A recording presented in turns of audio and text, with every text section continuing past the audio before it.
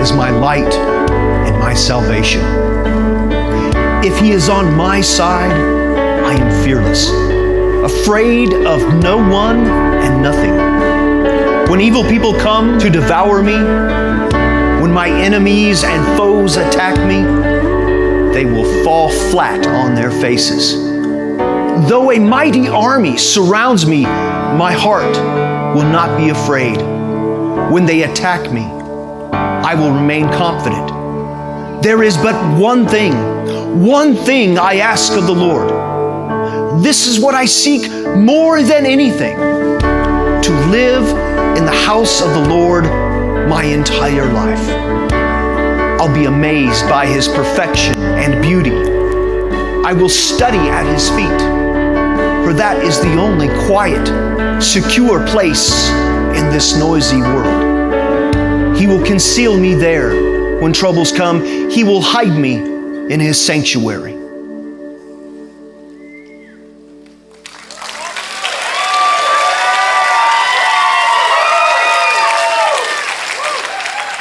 You know, I've watched the videos of the other speakers, and I don't think that they zoomed in right up into the nostrils like they did to my picture. Wow. David, I want to thank you for sending Brandon Heath, lining him up to be my warm-up. I appreciate that. Didn't know that was going to happen. Appreciate that a lot. I want to show you this picture right here. I had to miss the first couple days of Encounter because I was in Athens. Well, that's for David Fraze, because that's the Parthenon in Nashville, Tennessee. Nashville, Tennessee. That's my family. I'm the goober with the shades on. My oldest son, Taylor, is going to be 22 here in a couple months. That good-looking guy on the far left, beyond the good-looking guy, is my son, Parker. He's going to be 16 next month. That little beauty in the center, that's my little girl. That's Carly. She just turned 13. Oh. And that's my beautiful wife, Amy. You know, I remember the first time, and those of you who have kids, you'll remember this as well. I remember the first time that I held my children in my arms. And there's something about that first look, when you look into their face, that just changes everything. It just changes everything. I remember where I was. I remember what I was doing. I remember what I was wearing. I remember everything about those moments. The first times that I held Taylor and Parker and Carly, and I just stared into their faces, and they looked into mine. There's something about when God's people, when God's creation look into the faces of another. And I think we know this, don't we? We know that when we come face to face with someone else, there's a connection. When we look deep into their eyes, we see something. When we see the smile of a little child, the grin of a mother, the pride just wells up inside. And oh goodness, I don't think there's anything as special, well, besides holding my own babies, as seeing an older couple who's been walking this earth much longer than I have, and they're not afraid to show affection for each other. They love each other. Look at that. I mean, there's just excitement there. And there's innocence and joy. There's something about the face. Look at that. Look into each other's eyes. All barriers begin to fall. There's just something about it. And we know this. There's joy, there's excitement, there's anticipation. Okay. You know how hard it was to try to find a picture of these two even looking at each other? Not possible. That was the closest I could get. But I've seen on TV when these two look at each other. And you guys know what I'm talking about. Do you know you have that significant other, that person that you just absolutely adore, and you just look at them and you know. They know what you think. In fact, my kids hate this Because my wife and I can have a conversation while we're driving. I look at her, she looks at me, we make eye contact, and we've had a whole conversation. We've made decisions, we've decided where we're going, and the kids are like, what just happened? What were you guys talking about? Well, you didn't see us have this conversation? We just know. People, when you look, oh my goodness, I'm sorry. I'm sorry. I think, oh, whoa, there's some haters up in here. Hey, I could have chose the picture when he's like doing his vampire thing on her and she's just, but I thought maybe the flowers there kind of tone it down. Oh, whoa.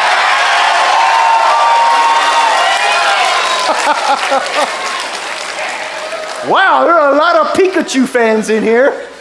My goodness. Oh, how about this? There's something about a little boy and his puppy. Isn't there just something when a little boy, we have two little dogs. We have a little Pomeranian, I should have put his picture up here. His name is Gizmo. And his willingness to do anything is only superseded by his stupidity.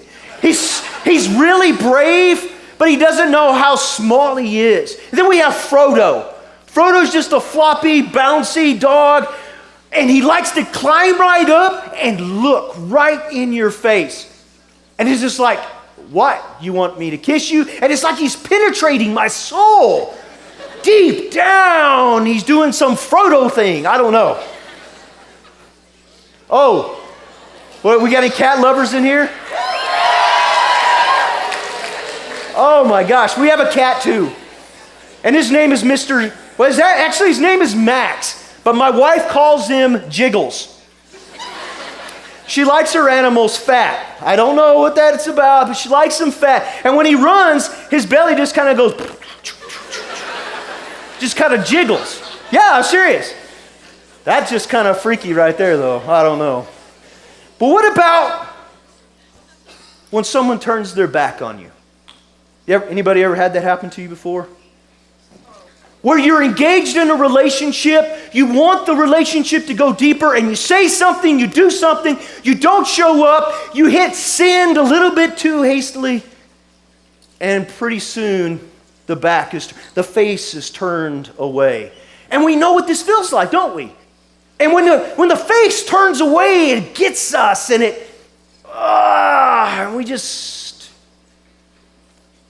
many of us go through this. Many of us experience this pain, this difficulty, and we feel like someone we care for, someone we're trying to care for, has turned their face away. How about this one? Did you guys see this? What's great here is Steph Curry is like, what are you talking about? Right? James is mouthing off. He's always mouthing. But look at the ref. The ref is like, huh? And if you watch this video, you can watch this video. The ref's face here is just fantastic. What's going on there? What's going on there? But faces tell us 1,000 things, don't they? When you see this face, what do you see? Sadness, innocence. There's something about this face that draws us in. Perhaps it's the innocence. Perhaps it's the penetrating blue eyes.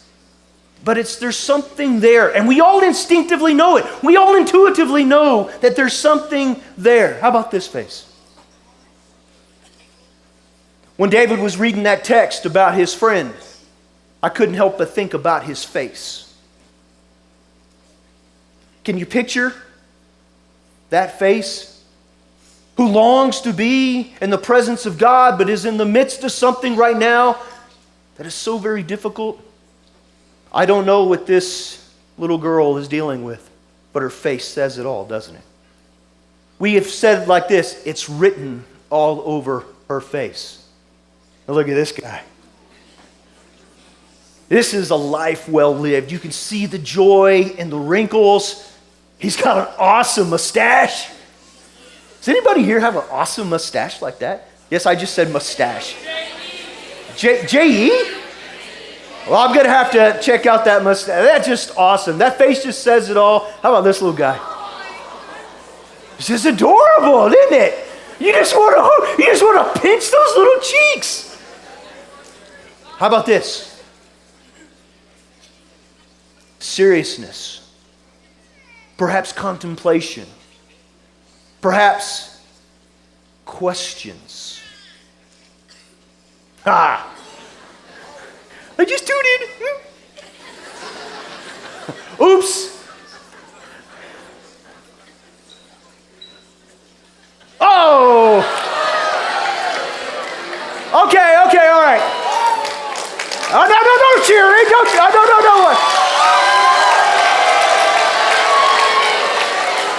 All right, hold on. The only reason I have his face up here is because when we look at that face, we're like, oh, yeah. We know what he's saying. I want my wall, right? Or whatever. I'm not going to get political here. But here, how about this one? Wow. Okay. I can imagine maybe she's thinking, I feel the burn. Is Sanders still running? I don't know. How about this?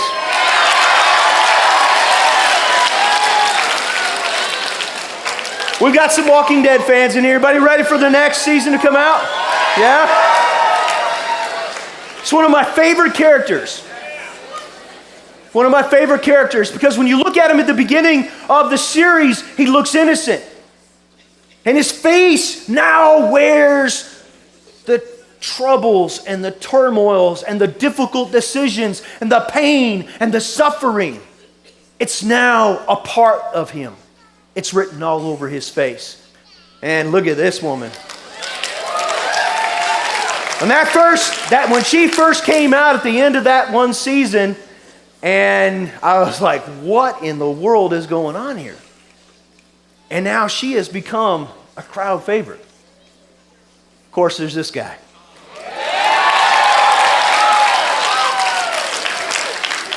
Now, is it too hot for you, buddy?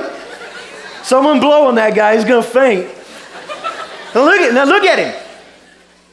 His face is turned up, enjoying a simple reign. A simple reign, a simple pleasure that often in this series is taken away from them. I wonder how many of us have turned our face to God. And as we've heard already tonight, many of us come before God seeking His presence, looking for that one thing, and it doesn't feel like He's there. And we wonder where He is. And so we go before Him, we seek Him, we worship, we lift up our prayers, we lift up our song, we go to our knees, seeking God. Well, tonight we're going to step back into a familiar story of David. Before David ever became king. But there's a couple things I want to share with you first before we get there. In the Old Testament, the Hebrew Scriptures, the word or the idea of face was the presence of God. And so often in the Hebrew Scriptures, you'll hear them saying, we want to seek God's presence. Well, in the Hebrew there, it is the word face. They want to see God's face. They want to seek His face. They want to be in His presence. So I want you to keep that in the back of your mind as we go through this here. God's presence in the Hebrew Scriptures was often associated with the temple, or before the temple was built, the tabernacle. And it was understood that God's presence dwelt there, and so that when they went into the temple, they were entering into God's presence, God's face, if you will. What's interesting here is that the concept of the face of God actually refers to God's character. God's character. And especially seeking God's favor toward His people. They went into the temple, or they besieged God. They sought His presence to gain His favor. And so in the Hebrew scriptures, when God turns his face towards his people, he offers his grace. He offers his assistance. But as you can imagine, when he turns his face away from his people, they have this sense that God is withholding his favor, withholding his blessing. So I'm curious, have any of you ever felt like God has turned his face away from you? I have. And perhaps it was because of the decisions or the choices I made. Perhaps not. Maybe it's because the decisions or choices someone else made. But there have been seasons in my life, and they tend to ebb and flow, when I felt like God has turned his face from me. So to seek God, to seek his face, was to seek his favor. Okay. What I want to do is I want to step into 1 Samuel just briefly. 1 Samuel 20 through 22. I'm going to go ahead and move this forward to a blank slide, or I'll keep that X up there. 1 Samuel 20. And this is a story that is familiar to all of you. And this is a necessary background for the psalm that we're going to be stepping into in just a moment. So David's, if you remember, he's become quite popular after killing Goliath. And the people start singing, start chanting this song. Do you know the song? Saul struck down his thousands. Saul struck down his thousands, and David his tens of thousands. Well, you can imagine how this would upset Saul a little bit. Just a little bit. And so Saul starts to seek David's life. But David and Jonathan, Saul's son, strike up a covenant, a deal. And it was during the new moon ceremony. I'm in 1 Samuel chapter 20, verse 5. David says to Jonathan, "Tomorrow is the new moon, and I am certainly expected to join the king for a meal." See, at this point, David's wanting to avoid Saul so that Saul doesn't take his life. And so Jonathan and David, they kind of work out a deal. He says, "You go hide over there, and I'm going to check Dad out to see if he's really serious about all of this. And on the next day, I'm going to shoot some arrows." And here's what he says. "If I say to the boy, 'Look, the arrows are on this side of you, get them, then come back. For as surely as Yahweh lives, you will be safe and there will be no problem.' But, David, if I say to the boy, 'Look, the arrows are on the other side of you, get away. For in that case, Yahweh has sent you away. With regard to this matter that you and I discuss, Yahweh is our witness forever and ever.'" And so they work this out, and guess what happens? Jonathan shoots the arrows. He confirms that Saul is trying to kill David. In fact, Saul says this. He became angry with Jonathan and even said to Jonathan, "You stupid traitor. Don't I realize that to you, to your own disgrace and to the disgrace of your mother's," oh my goodness, it says mother's nakedness. I didn't realize it said that.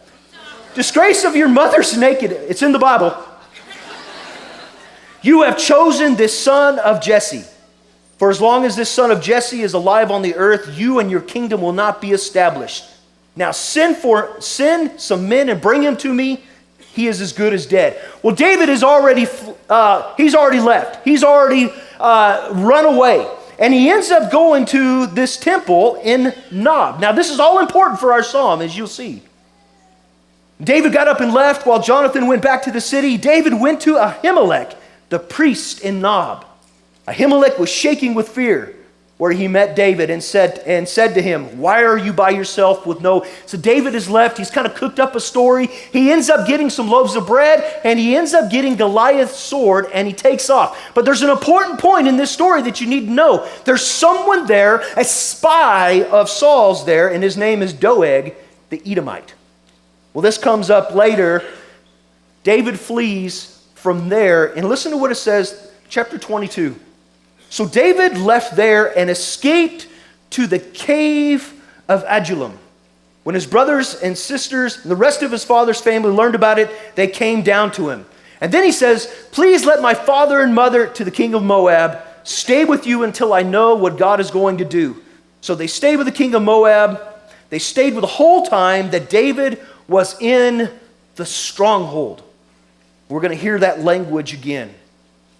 But Saul finds out about it. He calls the priest and all of the priests at Nob, and he orders his men to kill him. And they won't kill him.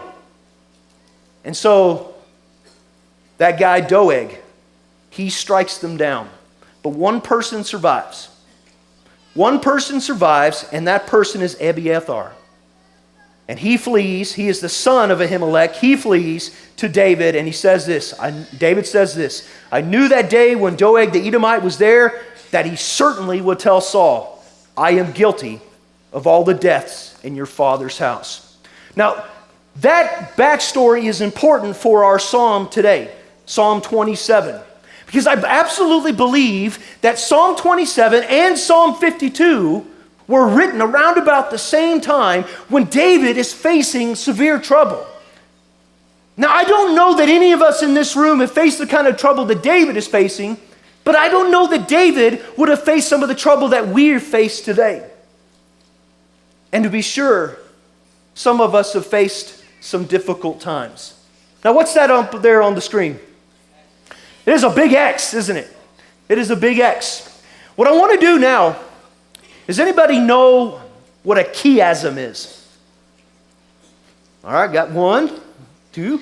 All right, it looks like a big X, a big X. Psalm 27 is a big chiasm. And what I want to do is I want your guys' help to walk through this song. All right? We're going to do this big X right here. All right, so I'm going to need 11 volunteers. And the first 2 volunteers, okay, this is going to sound weird, but I need a tall woman and a tall male. Okay, all right, come on. Come up here. Watch this right here and just kind of stand back here. All right, come on. Come on up here. All right. You guys kind of hang right here. Okay. I need another male and female, a little bit shorter than them. All right, any volunteers? All right, right there. A female? Right there. All right. Come on up. Okay, watch the mics when you guys come up. All right, I need 2 more. All right, there's one right there, big volunteer. All right, and a young man. Big. All right, come on up. All right, how many do we have now? 3, 6. We need a few more. All right. All right, who we have here? Hang loose. All right, come on. I need a lady. No, I'm not going to pick Monica. You in the blonde hair. All right. You guys are divvying up very good. All right, that's all right. All right. All right, so we have 8. All right. How about a couple counselors? All right, come on. Need a guy? All right, come on. All right, good. All right. 9, 10. All right. Now here's what I need. Please give great care to this position. I need, and I hope you don't take this wrong. Oh, I'm setting it up all wrong. I need someone who is on the shorter, youngish side. Come on. All right. Give him a round of applause. Come up right here. Yes, put your phones down. No, right here. Right here. Yes, good. Just watch that mic. Okay, here's what I want you guys to do. Kind of get in the center right now. Kind of get in the center right here. All right, so what we're going to do is we're going to use these people, your friends, to actually build out this song. All right? And I'm going to move this to the side. The lights are bright, aren't they? Is it hot up here? Okay, y'all kind of get in a pile in the center. All right, what's your name? Maddie. Maddie, come here, Maddie. I want you to stand over here. All right. Let's see. All right, Maddie. Woo, boy, you are tall. Here. All right, Maddie. All right. Okay, so here's what we're going to do. We're going to use you guys to actually do this song. So I want you to kind of stand right here, and you're going to project out there. Can you see what that says up there? I know it's kind of hard. It says, Yahweh is my strength. So you want me to say it? I want you to say it. Yahweh is my strength. but I want you to say it with some, like you mean it. Yahweh is my strength. Wow, okay, all right. All right. So, a little bit more feeling and a little bit like more, Yahweh is my strength. Out there. Yahweh is my strength. I don't know how to Do the, Yahweh is my, there you go, that was good, that was good. All right, so Yahweh is my strength.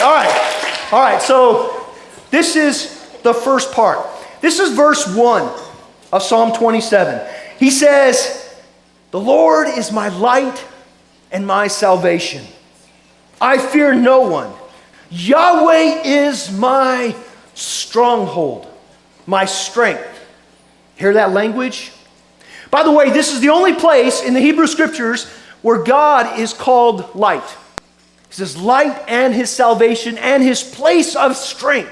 His place of strength. All right, what's your name again? Maddie. Maddie, go. Maddie. Yahweh is my strength. That was a little scary. That was pretty good. All right, so the next part here is B. All right, I need a guy. How about you? All right, what's your name? Ian. All right, Ian, come on. All right, so you're going to stand next to Maddie. Ian, stop looking so cool. Just stand right here. All right. So can you read that part right there? My enemies attack me. All right, so I want you to say out here, I want you to feel it deep down. My enemy, how would you say that? How would you convey this fear? Go ahead. My enemies attack me. All right. Listen to Maddie. Maddie, go. Do it. Yahweh is my strength. Yahweh is my strength. Okay, good. All right. What's your name again? Ian. All right, Ian, come on. Dig deep down. My enemies attack me. All right, that works. All right. You're next. What's your name? All right, Laura. All right. So, Laura, I want you to be right here. You're the next part of this psalm. So, verses 2 and 3, David is recounting how his enemies are attacking him. Listen to what he says. When evil men attack me to devour my flesh, when my adversaries and enemies attack me, they stumble and they fall. Even when an army is deployed against me, I do not fear. Even when war is imminent, I remain confident. All right, go. Yahweh is my strength. Oh, no, that's a fail. Come on, do it again. Yahweh is my strength. That's actually pretty awesome. All right, you go ahead. Go ahead. My enemies attack me. Bug right there. Good. All right. So your line is this. And this is the important line. This is what the whole theme is about. So you've really got to nail this. No pressure. Now, no pressure, I know. So don't fail. Don't be a loser or anything like that. All right, you ready? I want you to look out there and I want you to channel your inner David. Can you do it? No pressure. All All right. right, come on, go. I ask one thing. Dang, you sound like you're upset. You sound like you're mad. All right, I ask one thing. Yes, so passionate. Let it come out of you. All right, go. I ask one thing. Oh, that was pretty good, huh? Pretty good, huh? All right, so are you guys getting the hang of it now? All right, ready, Maddie? Go. Yahweh is my strength. Dude, you My better. enemies attack me. You sound like you're gonna have a BM. Let's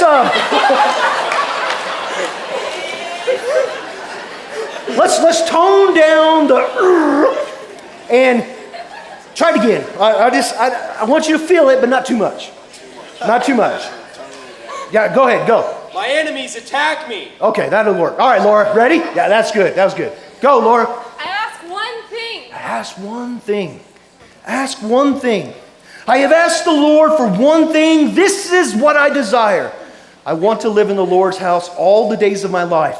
And then he says this, when I am there, when I am in the tabernacle, when I am in the Lord's house, I will gaze at the splendor of the Lord. That is, I will take in his beauty.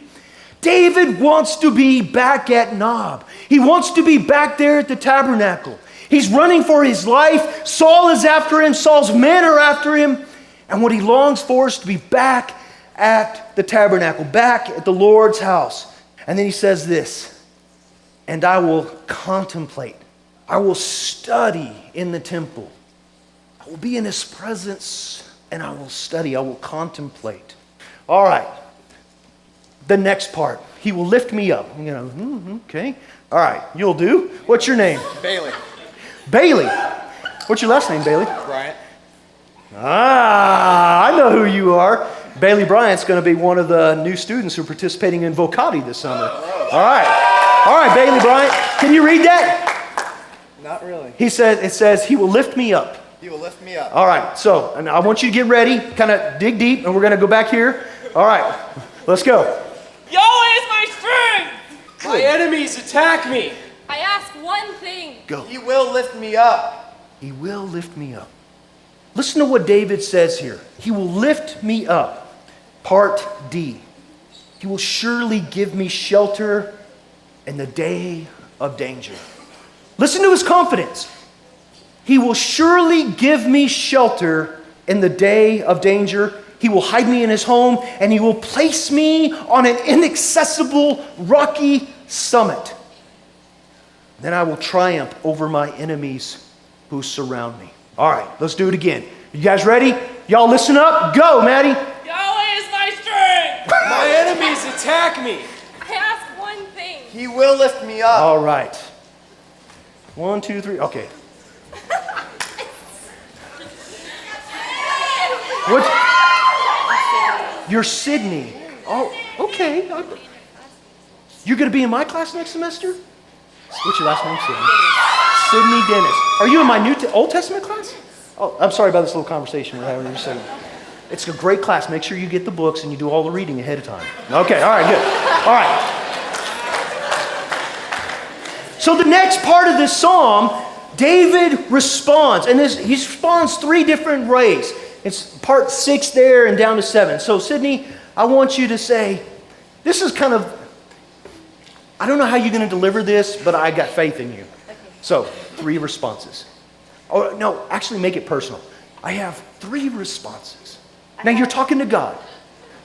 Now I don't want you to mess this up now, all right? Okay, all right, no, don't mess up there we go. All right, ready?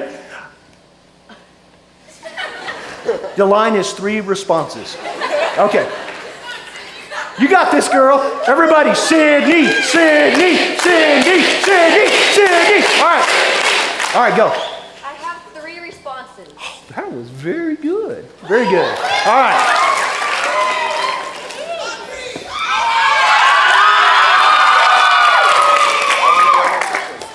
So he says, I have 3 responses.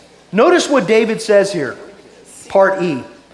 I will offer sacrifices in his dwelling place, and I will shout for joy. I will sing praises to Yahweh. Hear me, O Yahweh, when I cry out. Have mercy on me and answer me. And so David is lamenting what is going on. He's remembering where he wants to be, who he wants to be, and who he wants to worship. Now the center of the psalm, come just a little bit this way. Are you center stage? No, it'll work though. All right. Now you've got a most important line. Yahweh responds. Yahweh responds. And here's what he says to David's petitions, to his responses, to his declaration of praise. Yahweh responds. Now, so you got the part of Yahweh here. You understand? You got it? Okay, so I'm going to give you just a second. Get your face ready. What? Okay, yeah. Okay, all right. Okay, just a second. All right, you ready? All right. Yahweh is my strength. Go! My enemies attack me. I ask one thing. He will lift me up. I have 3 responses. Seek my face.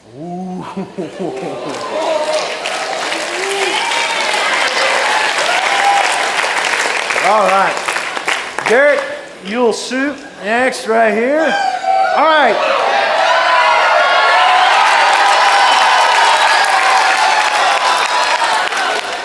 Now, Derek is one of my students, and I'm going to see if he gets this right. Now, Derek, you see who you're in line with here, right? Can you guess what your line might be?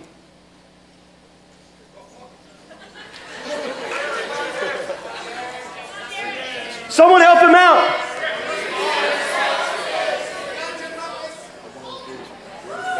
3 requests. All right, so I have 3 requests. All right, let's see if you can deliver it, Derek. Go. I have 3 requests.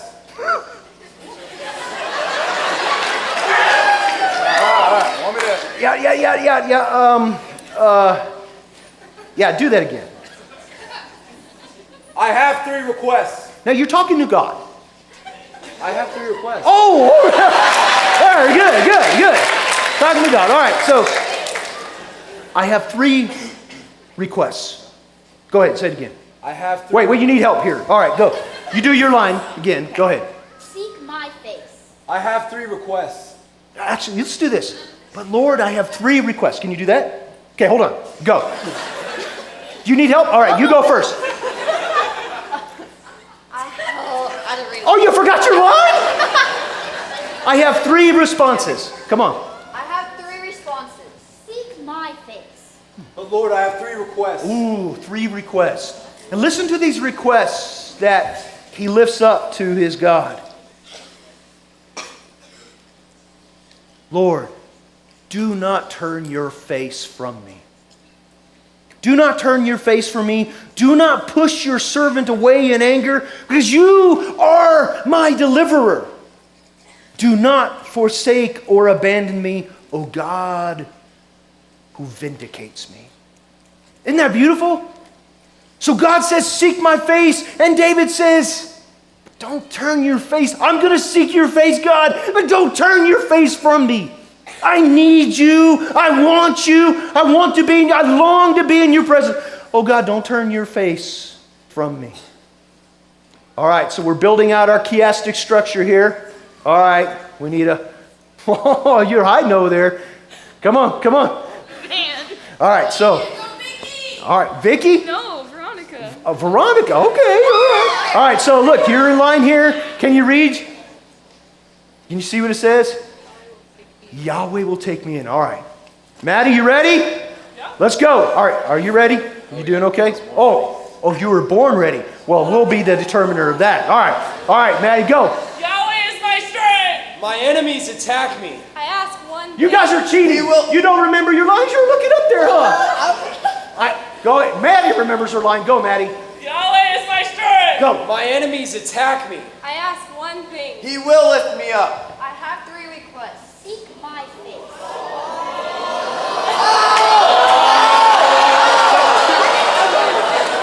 Did I get it wrong? Oh, she did. Wow. We're going to give you one more chance here. All right. Go ahead, Bailey. Start with me? Yep. He will lift me up. Go. I have 3 responses. Seek my face. But Lord, I have 3 requests. Ooh, that was good. All right, you ready? All right, go, Veronica, right?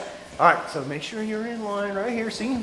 Okay, go. Yahweh, take me in. Yahweh, take me in. And so Yahweh has said, seek my face. He responds with these 3 requests. But listen to what he says here. Even if my mother and father abandon me. He's not saying his mother and father are abandoned. He's taken his mother and father and he's set him up with the king of Moab. He's setting up a hypothetical. Even if they do that, which they haven't, Yahweh will still take me in. Do you hear that comfort? The reality is that sometimes in our families, we face difficult situations, and sometimes our own flesh and blood turns their face away from us. But our God, our Father, is always there. Amen? And David acknowledges that, and he says, Yahweh, take me in. All right, buddy, you're next. Yes, you've been patiently waiting. All right, here we go. Forward the slide. Can you see what it says? Teach me, lead me. Teach me, lead me. All right, so I want you to... So David has kind of worked his way through here. He wants to worship the Lord. And then he says to the Lord, teach me and lead me.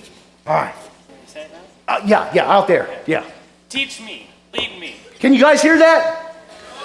No, they can't hear that. All right, try it again. Teach me, lead me. Teach me, Lord, and lead me. Add the Lord in there. Yeah. Teach me, Lord, and lead me. Very good. All right, Maddie, you ready? Are you guys ready? Because you're coming up next. All right, Maddie, let's go. Yahweh is my strength. My Yeah! enemies attack me. I ask one thing. He will lift me up. I have 3 responses. Seek my face. But Lord, I have three requests. Excellent. Yahweh, take me in. Teach me, Lord. Lead me. Teach me, Lord, he says here in verse 11. Teach me how you want me to live. Teach me how you want me to live. And not only that, lead me along a level path. That is, teach me your moral principles because of those who wait to ambush me. Now, we're almost done here. We're almost done. All right, what's your name? AJ. AJ. Okay. All right, AJ. All right, AJ. You ready? Here we go. Can you read it? Yep. Go ahead. My enemies speak lies. Now, David's not out of trouble yet. He's not out of trouble yet. His enemies have still surrounded him, and the reality of his situation has turned his face towards God. He wants to be in the presence of God. He wants to be home. But there's still enemies around him. Say that again, AJ. My enemies speak lies. My enemies speak lies. He says this, do not turn me over to my enemies for false witnesses. Doeg the Edomite. False witnesses who want to destroy me testify. Yeah, ever had anybody lie about you? Does that happen to anybody here? That's what David's facing right here. He's got enemies that are surrounding him. They're speaking false truths about him. And he's like, Lord, protect me. Don't let my enemies come surround me. All right, buddy. What's your name? Chet. Chet. All right, Chet. You're lying right up there with Maddie. It's the last part. Can you read that? Be strong and confident. Be strong and confident. Now, you know how Maddie, do your line. Yahweh is my strength. Okay. All right, you ready? Yeah. All right. Be strong and confident. Let's try it again. A little bit more gumption and put the accent on int. Confident. All right, go. Be strong and confident. It's better. It's better. A little bit more. Be strong and confident. Be strong and confident. All right, very good. All right, we're going to do this one more time. Let's see if you can do it. Maddie, we're going to go. Go. Yahweh is my strength. My enemies attack me. I ask one thing. He will lift me up. I have three responses. Seek my face. But Lord, I have three requests. Yahweh will take me in. Teach me, Lord. Lead me. My enemies speak lies. Be strong and confident. Be strong and confident.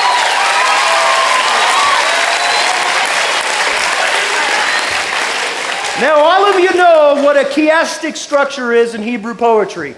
As a big X, the center point of this psalm is seek my face. Everything builds up to it, and everything falls away from that. Seek my face. And the end of the psalm, David says this, where would I be if I did not believe I would experience Yahweh's favor in the land of the living? Wait on Yahweh. Wait on Yahweh. Be strong and confident. Wait on Yahweh. You guys have been fantastic. Another round of applause. You can be seated. All right, Victoria. I love you, Derek.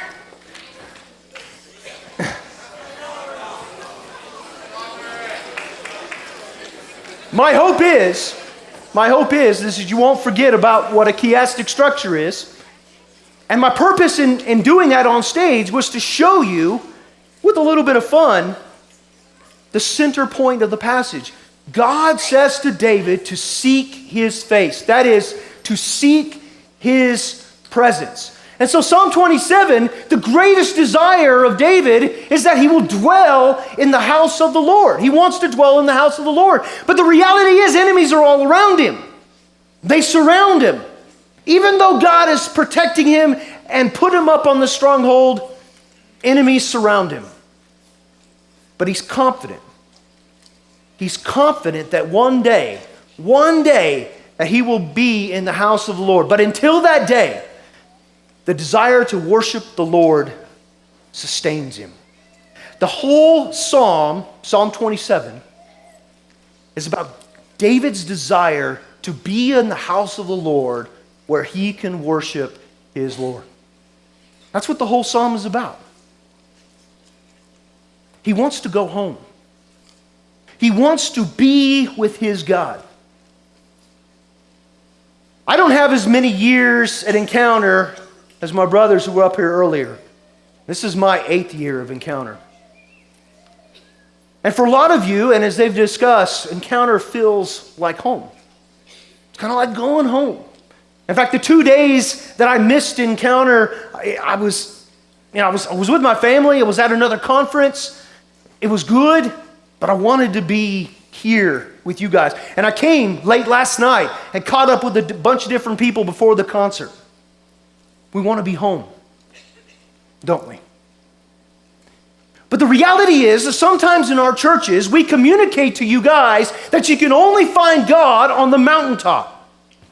And so often what we want to do is we want to go to camp, we want to go to mission trips, we want to do the retreats because we want to meet God up on the mountaintop. We want to have that mountaintop experience and experience the presence of God. Elijah found this out, that God was definitely on the mountaintop. In fact, he met God on one mountaintop, he fled, and he met God on another mountaintop. And the question that God asks him in 1 Kings 19 is, why are you here? And God shows up in a most powerful way. The reality is at Encounter, you are encountered by the living God. Amen? God encounters you in powerful ways, in emotional ways, in ways of joy, sometimes sadness. We're confronted with this reality of this living God who is not distant on some ethereal throne, but is present, is in our lives, is here with us. But he's not just here with us. God sends Elijah home. The reality is, friends, that God does his best work in the valleys. God does his, did you hear what I just said? God does his best work in the valleys. When you're at home, when you go home this weekend and you get out of bed Sunday morning, you put your 2 feet on the floor, you stumble into the bathroom and I hope you brush your teeth. You brush your teeth. God is present. God does his best work in the day in and day out living of life. Is God at the mountaintop? Yes. But God is in the valleys. God is about the long-term relationship. And David knows this. David wants to go home. David wants to be with his father. David wants to be in the house of the Lord where he can experience the presence of God. There's something about being here in this place that it just awakens our senses, reminds us of who we are, and it reminds us of whose we are. And so up here on stage, you see these different mats. I'm going to pull this forward, not too far so I don't break anything. It says, welcome. Listen to this video.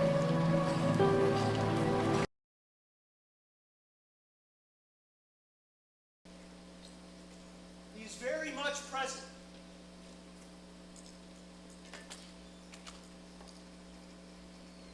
Some of us have walked away. Some of us have left.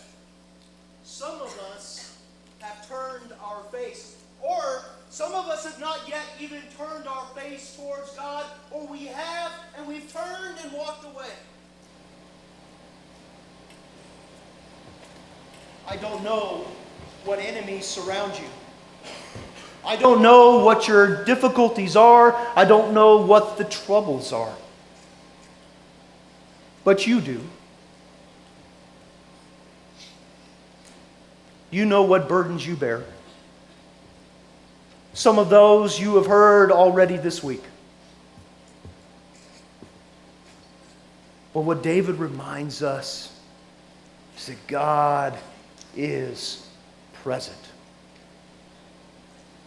God is present. Amen? God is present. Say with me. God is present. God is present. And He's there. He's waiting for you to seek His face. And He says to all of us, His beloved children, welcome home. Welcome home. Welcome home. I might protect you and put you up on the high place. No matter what surrounds you, do not fear, for I am there with you. You are my beloved child, and in you I am well pleased. In just a moment, we're going to be led in song. Don't know what troubles surround you, who or what your enemies or adversaries are.